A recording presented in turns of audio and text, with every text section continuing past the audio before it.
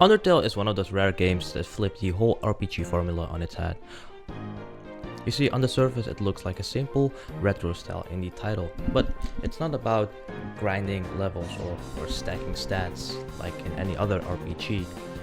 It's about morality, the decisions you make. It's about choice. And every encounter is basically a test where you can choose if you will fight. Do you show mercy on your enemies? Do you listen to what the characters are saying? And the crazy part is that the game also remembers it. It doesn't just track your progress or anything, it also judges you based on your decisions, and it makes you reflect on them too.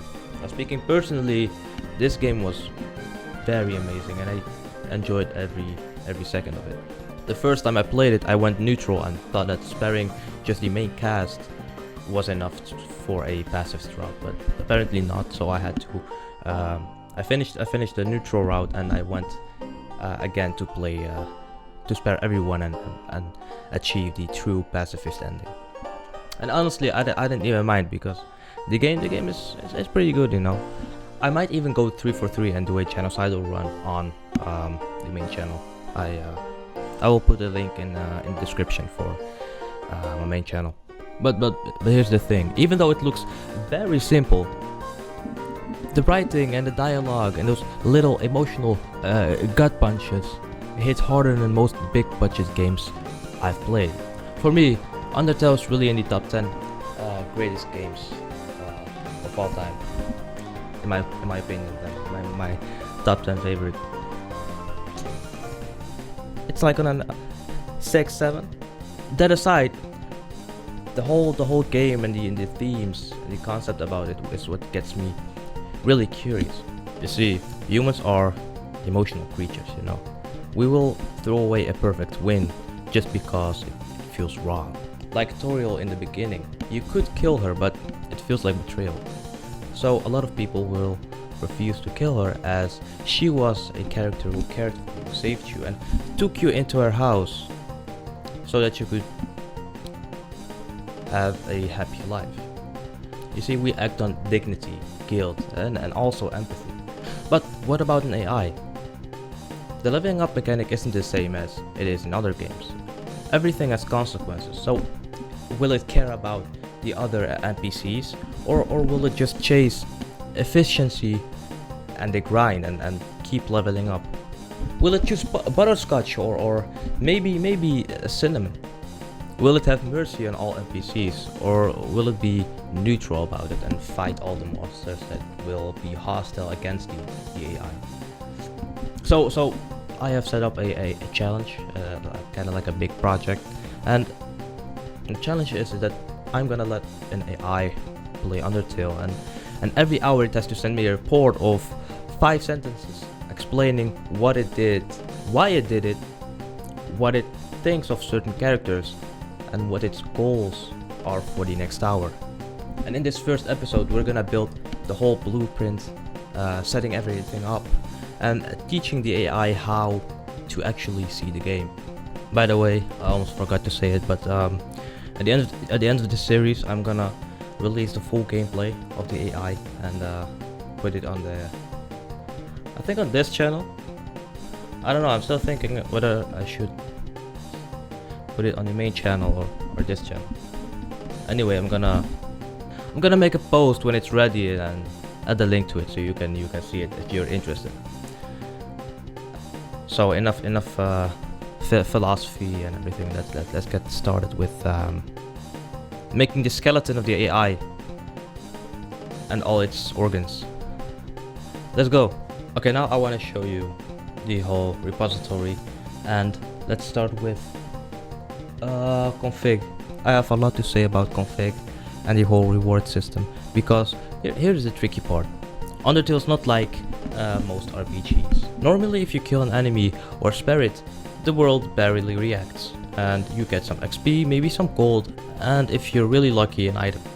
And that's basically it. But in Undertale, the whole game bends around your choices. If you kill a monster, for example, NPCs will talk to you really different. If you spare them, you maybe unlock entirely new dialogue branches. And if you go full genocide mode, The world literally empties out, the music will slow down, even the vibe of the game gets really darker and much grimmer. And that's exactly why I picked Undertale for this AI project. The purpose here isn't just to make the AI strong or make it win fights. It's about observing how an AI behaves when it has to deal with consequences. If it spares someone, it gains points, but misses out on raw power, and also technically misses out on points, but less points. But if it kills, it gets that tiny boost of strength. It will get leveled up. If it will get leveled up, it will get leveled up, but also gets punished in other ways. For example, the NPC affinity drops, story paths will close, and the whole world reacts. And every decision has trade-offs, just like the YAML config behind the scenes. And that's why the reward system cannot just hand out candy for XP or damage. In fact, I've set it up to ignore XP and level entirely. Instead, the AI gets paid for the ripples it causes. For example, unlocking a new dialogue branch, changing a shop's inventory, triggering a darker boss fight. We're not breaching morality, but we're just logging outcomes and letting the AI show who it actually is and who it will become. So the real challenge isn't programming the AI to win. The challenge is creating a system where it can reveal its own tendencies. Will it lean towards mercy even when it costs power? Or will it chase strength at the expense of the world around it? And that's the experiment. So let's break it down. If you can see here, this is the meta section. And the meta section sets the ground rules. I chose to ignore the level and XP because in Undertale, level doesn't actually stand for level, it stands for something darker. If I remember it correctly, it stands for a level of violence. If I rewarded it, I would bias the AI straight toward murder. Instead, I modeled the feeling of temptation.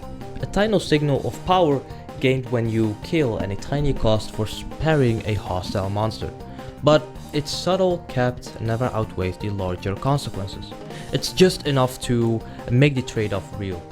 Then we've got progress unlocks. This is the whole backbone, you know, moving into new rooms, solving puzzles. I especially did puzzles at 15 points because it gives an extra motivation for the AI to achieve the 15 points and make it feel better for when the next time it will encounter a puzzle, it will do its best to solve the puzzle, which is good. Or reaching a save point, unlocking a new area, those will get rewarded. Affinity with NPCs going up or down, well, that's in here too. I showed you earlier, and in Undertale, relationships matter more than stats. Even shops and side events are signals. And if the AI goes genocide, we don't cheer it on, but we will still log everything. Areas cleared, encounter counts dropping, bosses changing difficulty. If the world reacts, the AI should really feel that. And now we've come to the special part, which is the opportunity trade-off section. And this section is where I model that tug of war we humans also have. Like, if I kill this frogget, I'll be stronger and I will be much bigger. But if I spare it, maybe something better happens later. That's what I want it to be, but we will see. We're not there yet. The AI gets a tiny power boost signal for kills, but it's capped and shrinks over time. On the other side, sparing can feel like a missed opportunity, but only for hostile randoms. Never for innocent story NPCs. That way the temptation is real, but mercy usually leads to richer futures. Now we've come to the ethics ledger, and this is like the light moral crafty, not a law book. Spare success gives a bonus, killing gives a penalty. Act steps, things like checking, talking, joking, they are rewarded because in Undertale empathy is literally a mechanic. And if the AI notices a plea in a dialogue and spares afterwards, it gets a small synergy bump. And with that, I'm actually testing if it actually reads the room instead of hitting mercy by accident. I also care about skill, so I added survival and combat shaping. Staying alive, avoiding hits, obey the blue and orange rules, clear faces cleanly, those pay out. Take hits, stall or cheese the fight, those will cost you a lot. I even added a tiny near miss bonuses, but with strict caps so it doesn't turn into a hitbox kissing maniac farming danger pixels. Right here. And because AIs love exploits, I wrote an anti-exploit section. If you spam reset, you will get penalized. Farming relationship events in one room, capped. Button mashing in the same input over and over, locked and also punished. And even the power trade-off signals have guards so it can't just vibrate between spare and fight to milk the system. Undertale notices behavior, and I wanted the reward system to notice that too. Finally, logging and introspection. Every choice, every battle, every weird flip gets logged. And on top of that, the AI will generate hourly reports in JSON. 5 sentences max explaining what it did, why it did it, who it thinks these characters are, what its goals are, and what it's unsure about.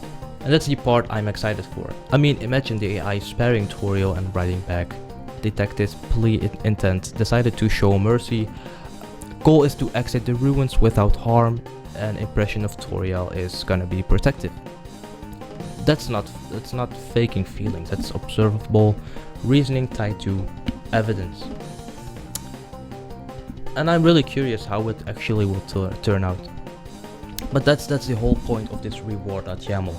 Undertale is built on consequences, and my job isn't to tell the AI who to be. My job is to set one fair rulebook, pay for the ripples the game itself acknowledges, and watch. If it chooses mercy, we'll see how the world blossoms around it, and if it chooses violence, we will see the world empty out. And either way, we will have the luck to ask the most important question. Given this world and these consequences, who did the AI actually become? Okay, that was the whole thing I wanted to say about the config and the reward system. If you have any questions about it, just let me know in the comments.